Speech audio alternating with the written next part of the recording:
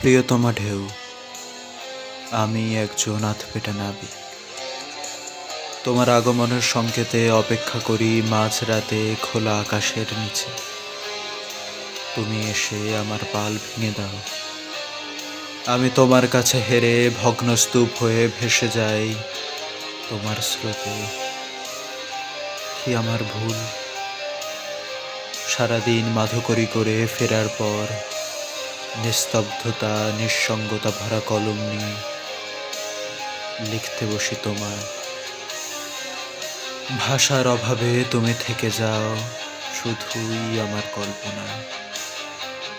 তোমার স্মৃতি ভেসে ওঠে অন্ধকার পুকুরের বুকে, জোনাকির আলোয় ঝিঝি পোকার ডাকে। একটা দমকা হাওয়ায় নিভে যায় সব। প্রাগ ঐতিহাসিক কালের ধুলোজমা ঘরে অপেক্ষা করে এক নগ্ন নির্বাক নাবিকের শব।